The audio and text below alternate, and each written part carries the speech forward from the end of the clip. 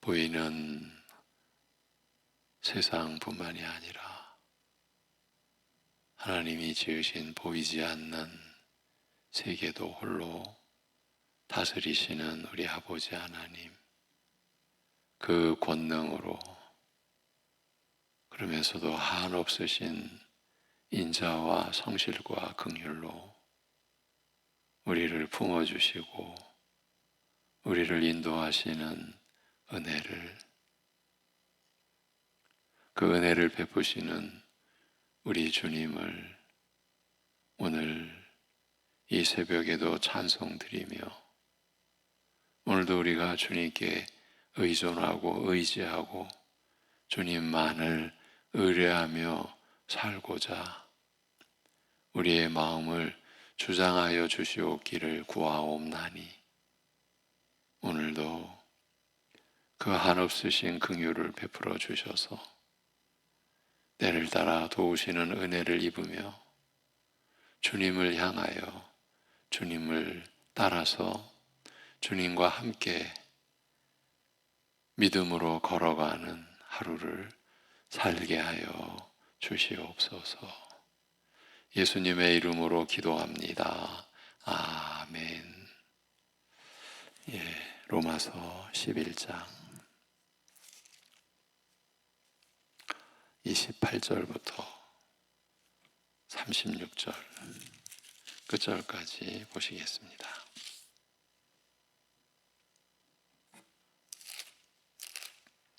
로마서 11장 28절부터 36절.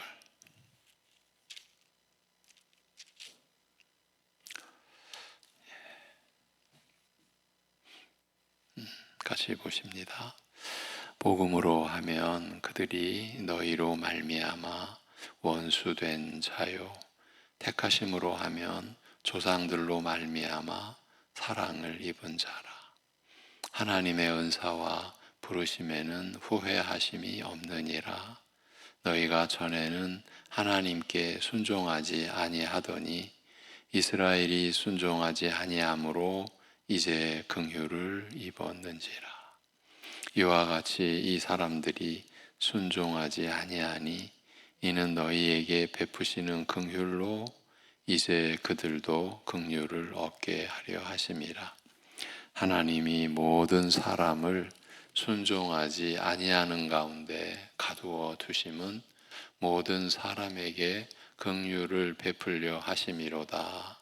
깊도다 하나님의 지혜와 지식에 풍성하며 그의 판단은 헤아리지 못할 것이며 그의 길은 찾지 못할 것이로다. 누가 주의 마음을 알았느냐? 누가 그의 모사가 되었느냐?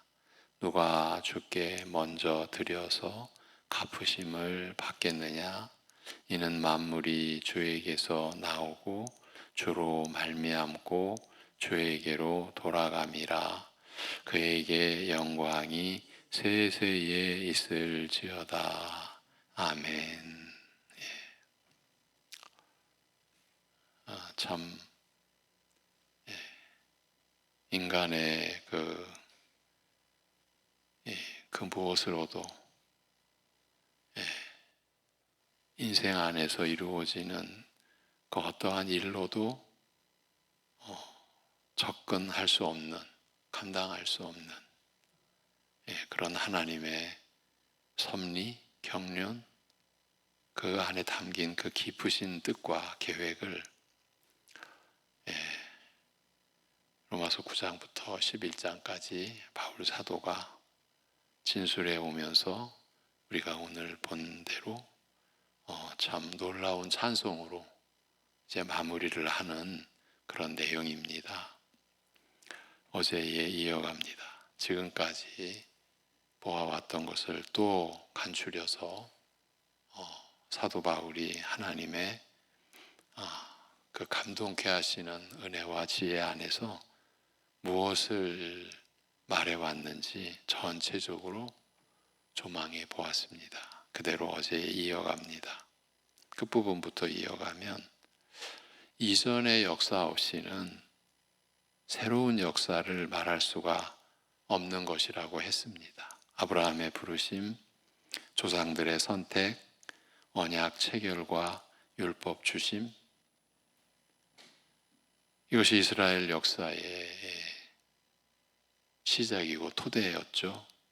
그런데 그 이스라엘의 실패와 다시 일으키심, 이방이 이스라엘 안에 이식됨으로써, 접붙임됨으로써 이스라엘과 하나가 되는 것, 이 과정, 이 역사적 과정에서 이스라엘이 이 역사, 이 구속 역사의 뿌리와 근원으로서, 그리고 역사적 과정으로서 독특한 지위와 역할을 끝까지 지니게 되는 것이라고 했습니다. 오늘 말씀은 이런 역사의 최종 모습과 그 안에 숨기운 비밀을 밝힘으로써 마무리하는 내용입니다. 본문 앞에 25절부터 27절을 들려드리면, 형제들아, 너희가 스스로 지혜로운 자로 여기지 않도록 이 비밀을 모르기를 원치 않노니, 이방인의 충만함이 이르기까지 이스라엘이 부분적으로 완악하여졌으며, 그리고 이와 같이 모든 이스라엘이 구원을 받으리라는 것이니, 여기서 사실 엄청난 진술이 나오는 거예요. 모든 이스라엘이 구원을 받으리라는 것이니, 기록된 바 시온에서 구원자가 나올 것이요 그가 야곱의 경건치 않음을 돌이킬 것이라. 이것이 내가 저희의 죄를 없이 할 때 저희와 더불어 세울 나의 언약이라 함과 같으니라. 오늘 본문 앞에 27절까지의 내용입니다. 수많은 이방인이 복음을 영접하는 반면 유대인의 대다수가 복음을 거부하는 현재의 상황 안에 감추어진 비밀, 그 비밀을 드러내어 밝히되, 이스라엘이 부분적으로 완악하여진 것이 사실이나 이스라엘이 이처럼 완악하여진 나머지 버림받게 된 것은 나름대로 긍정적이고 적극적인 목적을 지니고 있어 이방으로 하여금 충만에 이르게 하는 역할을 감당한다고 말합니다. 이런 이치를 우리가 어떻게 생각하고 상상조차 할 수 있겠습니까?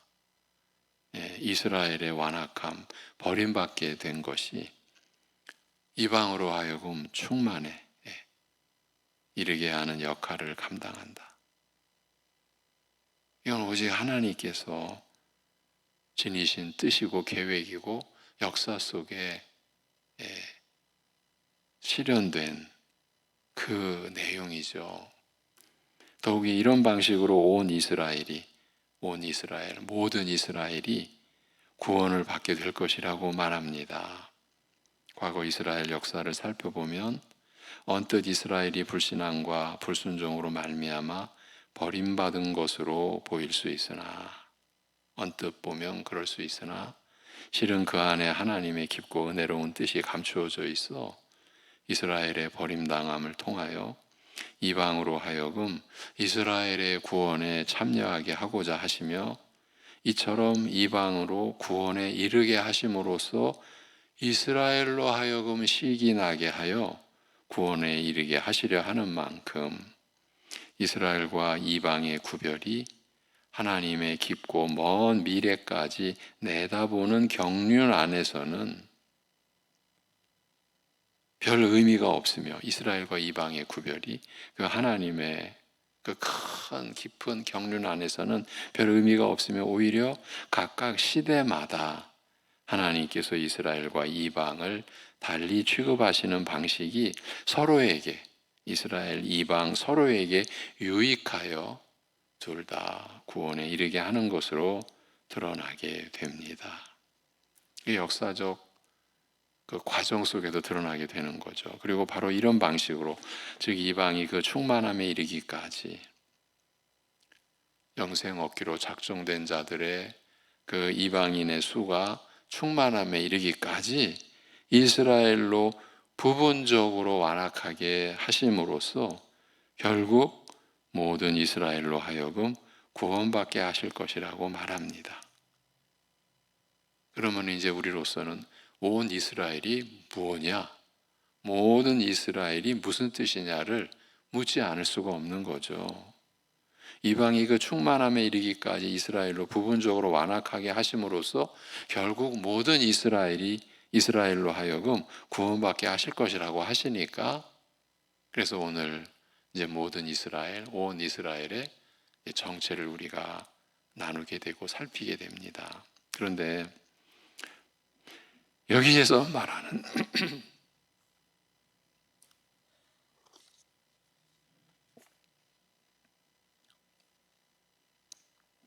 이 모든 이스라엘이 누구를 가리키는지 파악하기가 상당히 까다롭습니다. 전후 내용에서 이스라엘이라는 호칭을 이방과 대조적인 뜻으로 사용하기 때문에 그저 육적 이스라엘을 가리키는 것으로 보는 분들이 있습니다. 이 모든 이스라엘을 그저 육적 이스라엘, 혈통적 이스라엘. 왜냐하면 이방과 대조적인 뜻으로 이스라엘이라는 이 호칭을 사용하니까 전후 내용에서 그렇게 보는 분들이 있습니다.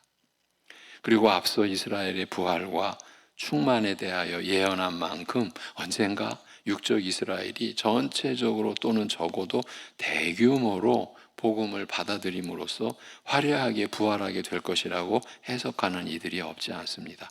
그러나 내용을 면밀하게 살피면 이런 해석을 뒷받침하기가 쉽지 않습니다.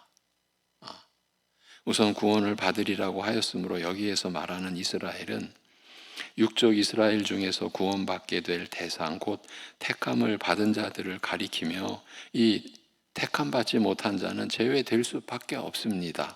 이처럼 육적 이스라엘 중에서 일부가 구원받게 될 것을 두고 모든 이스라엘의 구원을 말하는 것은 일부의 구원을 전체의 구원으로 말하는, 이건 모순이며 육적 이스라엘의 화려한 부활을 말하는 것 역시 근거가 없는 거죠. 어색할 수밖에 없습니다. 여기에서 말하는 이스라엘은 육적 이스라엘 중에서 구원받을 자를 가리키는 것으로 보고 모든 이스라엘을 육적 이스라엘 중 택함을 받은 자 전체를 가리키는 표현으로 보는 이들도 없지 않습니다. 이제 그 앞에서의 모순을 피해가기 위해서, 그렇다면 그 육적 이스라엘 중, 혈통적 이스라엘 중 택함을 받은 자 전체를 가리키는 것으로 모든 이스라엘, 온 이스라엘을 이해하면 되지 않겠느냐, 이렇게 보는 이들도 없지 않습니다. 그럴 경우 하나님께서 이방인의 충만한 수가 들어오기까지 이스라엘로 부분적으로 완악하게 하시는 한편, 이처럼 완악해진 이스라엘로 이방인의 구원을 시기하게 하여, 그러니까 이제 이스라엘이 이방인을 시기하는 거예요. 그들이 복음을 영접하고 그리스도를 영접하고 구원에 이르르는 것을 시기하게 하여, 그래서 이스라엘로 하여금 복음을 받아들이게 하시는 방식으로 육적 이스라엘 중 모든 택한 자들을 구원하시리라는 뜻이 될 것입니다만, 이방인의 충만과 대조되는, 이방인의 충만은 이 로마서 11장 25절에서 언급된 내용이고, 이스라엘의 충만, 이건 그 앞서 로마서 11장 12절에서 진술된 내용입니다. 이렇게 이방인의 충만과 대조되는 이스라엘의 충만을 매우 제한적인 뜻으로 해석하는 예라고 할 수 있습니다. 앞에서 말씀드리기를 로마서 9장부터 11장에서 이스라엘이라는 명칭이 이스라엘 역사의 흐름 내지 진정과 더불어 새로운 의미를 담게 된다. 이스라엘 역사의 흐름 그리고 진전되어지는 그 역사적 과정과 더불어 이스라엘은 새로운 의미를 담게 된다라고 하였습니다만, 예를 들면 야곱의 역사적 선택 이후 할례에 의해 이스라엘은 육적 혈통의 틀에 갇히게 되었으나 그리스도에게 이르러 이 틀을 벗어버리고 오직 믿음으로 이스라엘과 이방이 하나가 되는 확장된 이스라엘을 가리키게 된 것을 말할 수 있을 것입니다. 이스라엘이라는 명칭이 이제 이스라엘과 이방이 하나가 되는 확장된 이스라엘, 그러니까 혈통적 이스라엘의 틀을 이제 예, 무의미하게 한 거죠. 그 틀이 깨진 거죠. 그리스도로 말미암아. 그래서 이스라엘과 이방이 하나가 되는 확장된 이스라엘을 가리키게 된 것을 말할 수 있을 것입니다. 만일 야곱의 선택과 할례에 의해 육적 혈통에 갇히게 된 이스라엘이 그리스도 안에서 이방이 이스라엘 안에 신기움으로써 확장된 새 이스라엘을 거쳐 마지막 충만에 이르기까지 이제 그 이방의 구원을 시기하여 이스라엘이 또 그 구원에 참여하게 되지 않습니까? 그 새 이스라엘을 거쳐 마지막 충만에 이르기까지의 긴 역사, 그 긴 역사를 염두에 두고 모든 이스라엘이 구원을 받을 것이라고 말한 것이라면 모든 이스라엘은 육적 이스라엘 중 택함을 받은 자뿐 아니라 이방 중에서 택함을 받은 자를 더한 모든 선택받은 자 전체를 가리키는 것으로 볼 수 있을 것입니다. 이렇게 함으로써 하나님께서 이스라엘과 이방을 가리지 않고 혈통을 초월하여 택하신 자를 불러 구원하시려는 뜻이 온전히 이루어질 것을 말하고자 한 것입니다. 기록된 바 시온에서 구원자가 나올 것이요 그가 야곱의 경건치 않음을 돌이킬 것이며 27절에서 이것이 내가 저희의 죄를 없이 할 때 저희와 더불어 세울 나의 언약이라 함과 같으니라고 합니다. 장차 올 구원을 내다보며 회개할 것을 촉구하는 중에 약속한 구원이 어떤 것인지 예언한 말씀입니다. 장차 시온에서 나오실 구원자, 그를 통하여 죄를 사하시고 세우실 새 언약에 대하여 약속한 모든 말씀들이 이사야서 또 예레미야서 이 새 언약에 대하여 약속한 모든 말씀들이 바로 이 구원을 가리켜 한 말이라고 알리고 있습니다. 이사야서 59장이나 예레미야서 31장의 구원 예언은 이스라엘이 범죄로 심판받아 망한 다음 먼 후일에 그리스도를 통하여 베푸실 구원의 은혜를 가리키는 만큼 온 이스라엘, 모든 이스라엘이 구원을 받으리라고 한 말씀은 역사 종국에 있을 특별한 사건을 예언한 것이라기보다 그리스도의 오심과 더불어 시작된 새 언약 시대 전체를 통하여 지금 우리가 살고 있는 것이 새 언약 시대죠.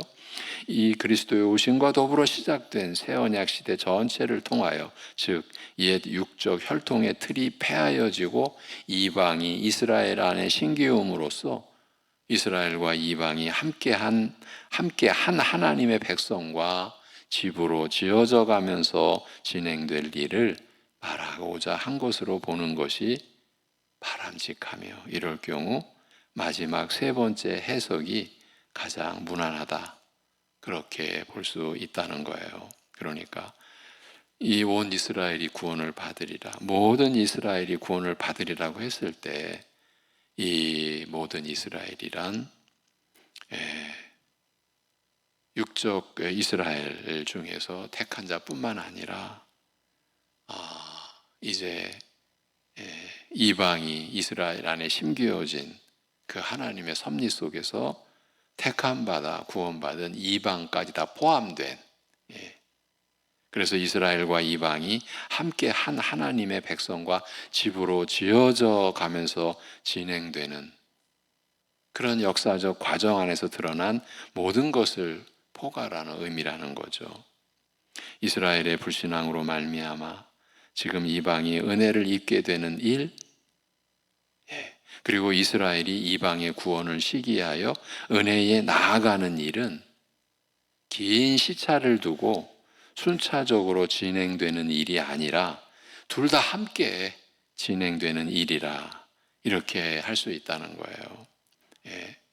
우리가 하나님의 계획을 살피기 위하여 그렇게 시차를 두고 순차적으로 진행되는 것 같이 이스라엘의 일부분의 범죄, 이스라엘의 범죄, 거기에 이방이 이스라엘 안에 심겨짐, 그러면서 이스라엘이 시기하여 또한 이스라엘이 은혜에 죄를 돌이켜 은혜에 나오는 이것이 시차를 두고 이렇게 방금 언급해드린 대로 순차적으로 진행되는 일이 아니라 둘 다 함께 진행되는 일이라고 할 수 있습니다. 이럴 경우 이스라엘이 이방의 구원을 시기하여 불신앙에서 돌이키는 일이 유대인과 이방인이 다 함께 그리스도 안에서 믿음으로 하나 되어 형성하는 새 이스라엘 내지 확장된 이스라엘과 충돌을 일으키거나 독립된 별도의 역사로 계속 이어지면서 긴장과 혼란을 초래하는 것을 피할 수가 있으며 오히려 유대인과 이방인이 함께 믿음으로 하나가 되는 일의 일부가 되거나 그 일을 이루는 한 가지 방식이 될 수 있는 것입니다.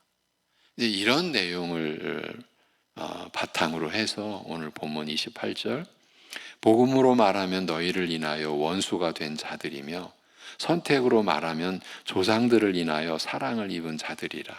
이는 하나님의 은사와 부르심에는 후회하심이 없으리라고 합니다. 그러나 육적 혈통의 틀이 무너진다라고 해서 이 틀에 의해 지탱되어 왔던 과거 이스라엘 역사 자체가 무의미해지거나 유효성을 잃게 되는 것은 아닙니다. 바울이 이 점을 밝혀온 거예요. 육적 혈통의 틀이 무너진다라고 해서 과거 이스라엘의 그 역사적 선택이 그 자체가 무의미해지거나 유효성을 잃게 되는 것은 아니라는 거예요. 이스라엘이 버림당한 것은 이방으로 구원에 참여하게 하려 하심인 만큼 이런 점에서 이스라엘은 너희 이방을 인하여 원수가 되었다고 할 수 있으나 그렇다고 해서 이스라엘이 조상들을 인하여 사랑을 입은 자들이라는 사실은 바뀌지 않는다라고 말하는 거예요. 이스라엘의 과거 역사, 저희 조상들을 사랑하여 이스라엘을 택하신 역사적 선택은 이스라엘 역사의 뿌리와 근원으로서 여전히 유효함을 확인하는 말씀이에요. 그래서 이스라엘 안에 심기어진 우리 이방도, 구원받은 우리 이방인도 이제 그 이스라엘의 그 역사의 뿌리와 근원에 우리가 함께 동참하게 되는 거죠. 우리의 믿음, 우리의 구원의 뿌리가 이스라엘의 그 뿌리와 근원에 하나가 되는 거죠. 그리고 바로 이런 점에서 하나님의 은사와 부르심에는 후회하심이 없다라고 말합니다.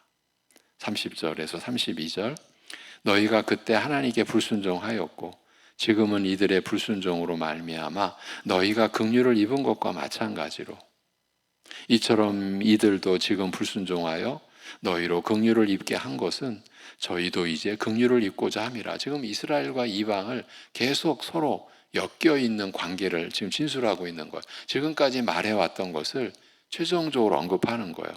그러면서 이는 하나님께서 모든 사람을 불순종에 가두어 두심은 모두에게 긍휼을 베풀고자 하심이라고 합니다.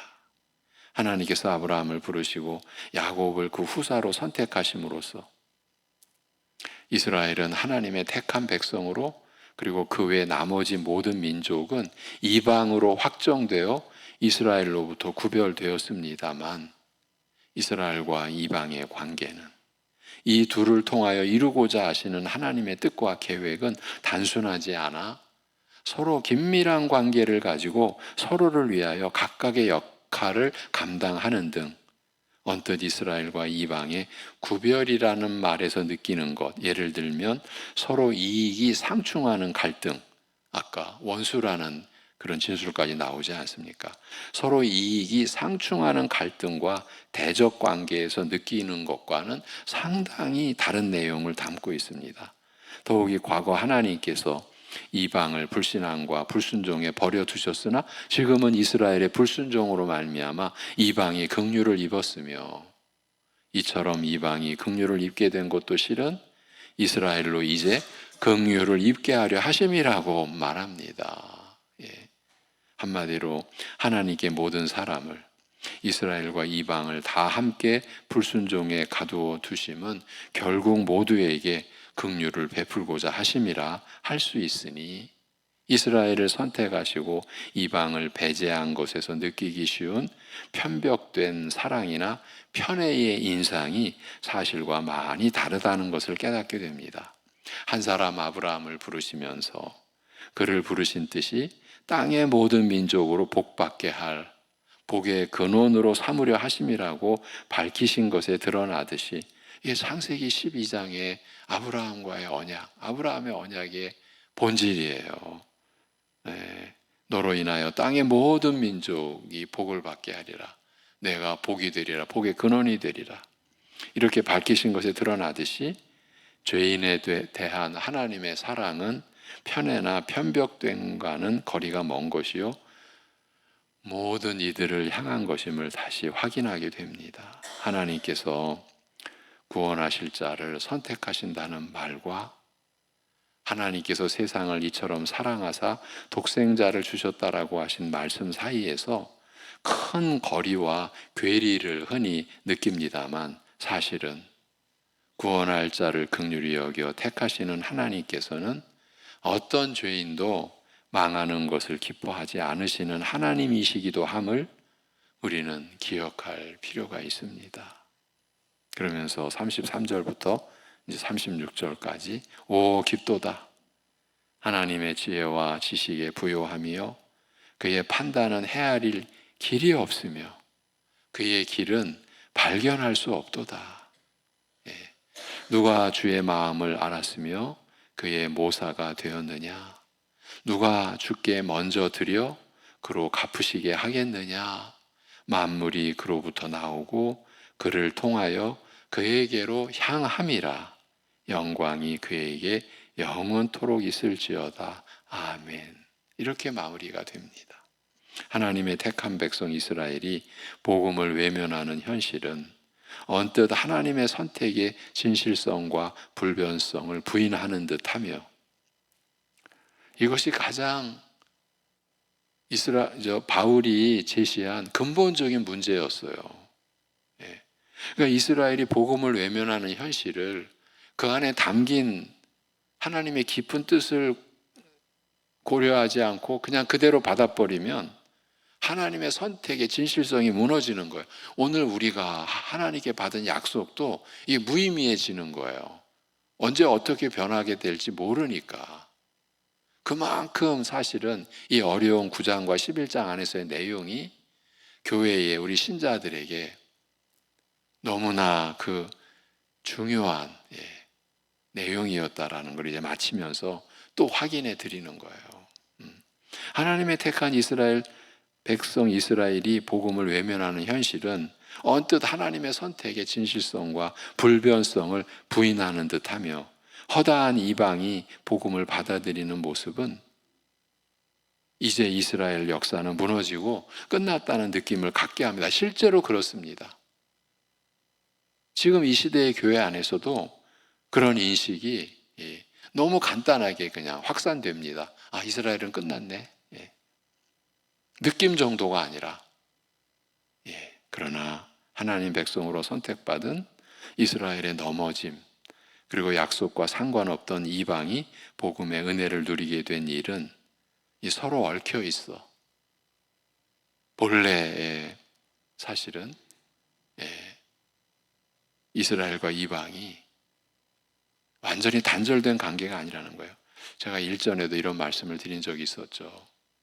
사람들이 일반적으로 생각할 때 세상에 세워진 가장 큰 벽, 장애는 벽이에요. 벽은 이스라엘과 이방의 벽이다. 인류 역사 속에서 세워진 최강의 장벽, 이스라엘과 이방의 벽.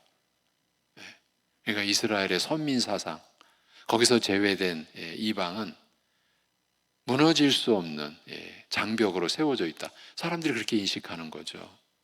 그러나 우리는 말씀 안에서, 성경 안에서 그리스도로 인하여서 그 장벽이 무너진 육적 이스라엘의 틀이 무너진 것을 그것이 말하는 것이 우리는 오직 믿음으로 구원받는다는 거예요. 그런데 이스라엘은 할례를 받아야 된다. 초대교회의 가장 핵심적인 논쟁의 주제. 이방인 신자들로 하여금 할례를 받게 해야 되느냐. 이게 초대교회의 회의의 주제였잖아요. 사도행전에 기록된 대로. 할례로 인해서 복음이 무너지는 거죠. 할례가 들어가 버리면 행위의 구원이 되는 거죠. 믿음의 의가, 믿음으로 말미암은 의가 또다시 무너져 버리는 거죠.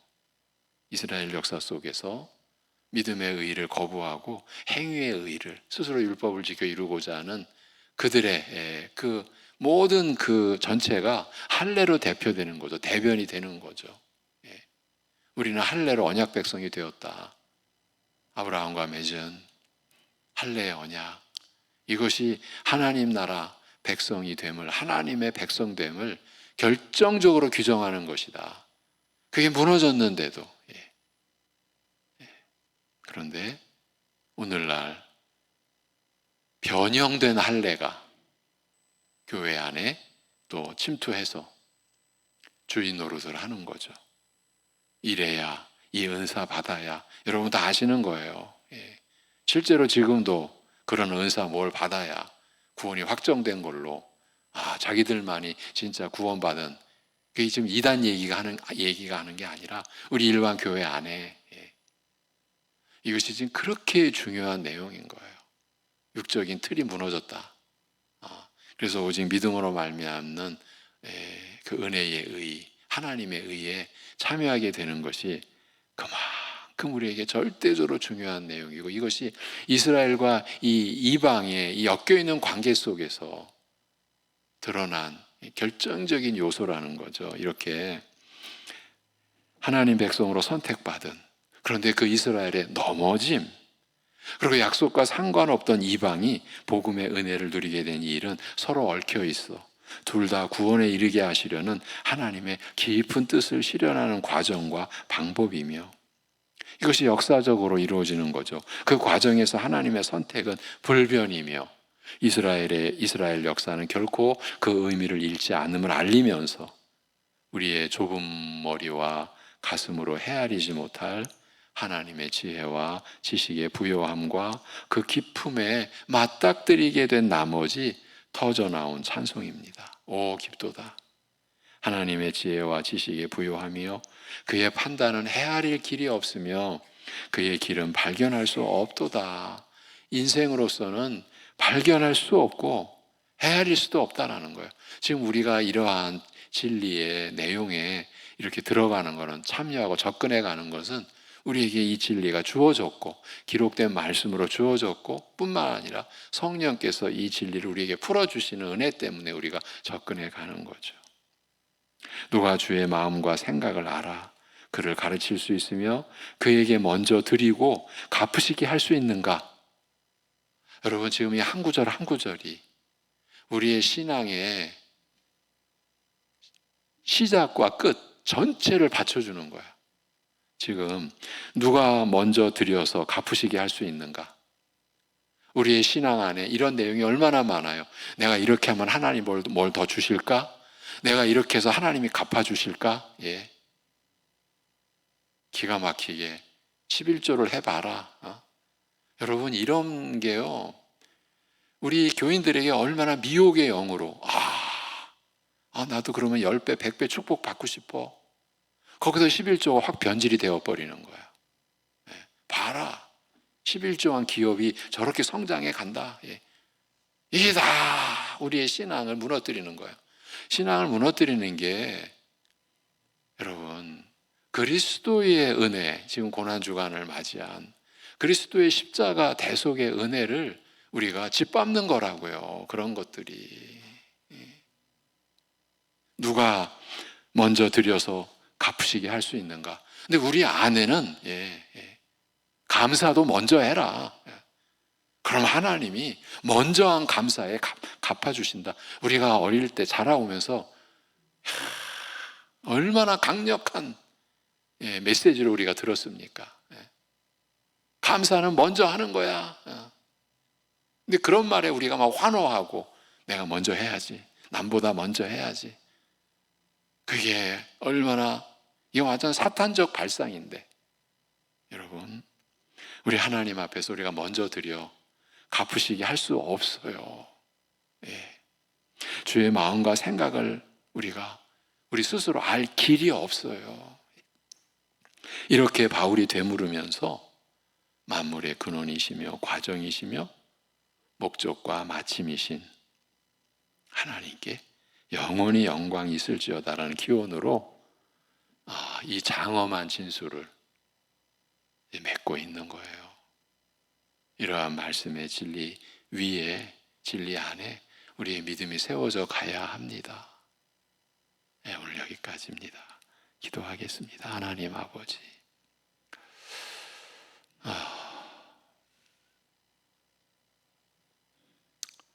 감히 우리 스스로 접근할 수 없는, 상상조차도 불어가 되는 이러한 진리의 개념에, 진리의 은혜의 말씀에 우리가 들어갈 수 있도록, 참여할 수 있도록, 우리의 믿음의 내용으로 우리가 취할 수 있도록 역사하여 주심을 감사드립니다.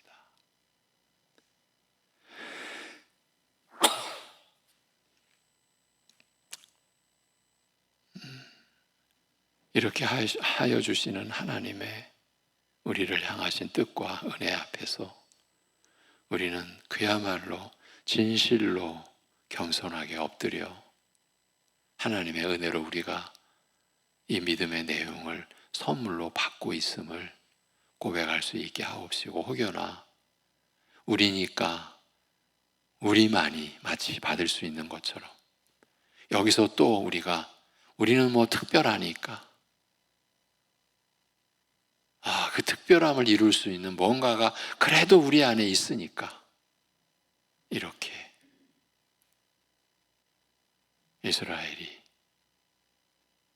하나님에 대한 열심이 있었으나 하나님의 의를 모르고 자기들이 의를 이룰 수 있는 것처럼 그리하여 역사적 실패에 들어간 그 멸망의 길에 오늘 우리도 참여하지 않도록 우리의 마음을 살펴주시고 간섭하여 주시고 진실로 참으로 날마다 자기를 부인하고 제 십자가를 지면서 우리 안에 있는 깊은 죄성의 그 면모와 그 깊이와 본질을 알며 회개하며 그럴수록 오직 주님의 우리를 새롭게 하시는 은혜, 그 권능, 그 주님의 열심과 사랑에 우리 자신을 맡기는 오늘 하루도 우리가 무슨 일을 하든지 어떠한 상황 속에서 살든지 이러한 하나님 앞에 서 있는 우리 중심의 이 진실은 우리가 보존할 수 있는 하루를 살게 하여 주시옵소서. 교만을 쌓는 하루가 되지 않게 하여 주옵소서. 겸손을 다져가는 하루가 되게 하여 주옵소서. 죄악의 길을 모색하는 거짓된 삶이 아니라 주님의 진리를 더듬어 너무나 미약하게 한 걸음 한 걸음 나아가도 그 좁은 길, 예수 그리스도의 길, 오직 생명의 길, 사랑의 길, 하나님의 길을 갈 수 있는 하루 되게 하여 주시옵소서. 각가지 모습으로 역경과 환난과 고난이 우리 안에, 우리 사랑하는 성도들 안에, 가정 안에 여전히 지금 일어나고 있는 그런 상황 속에서, 그러나 그 안에도 하나님의 뜻과 목적이 있음을, 분명히 우리를 사랑하시는 가운데 하나님의 섭리가 있음을, 그래서 그 고난 속에도 더 생생하고 뚜렷하게 하나님을 바라보고 하나님께 모든 것 내어 맡기고 아무것도 염려하지 말라고 하신 말씀이 그 고난 때문에 살아있는 말씀으로 자신의 심령 속에서 역사하는 은혜를 체험하는 오늘 하루를 우리가 살아갈 수 있게 하여 주시옵소서. 우리 주 예수 그리스도의 이름으로 기도하옵나이다. 아멘.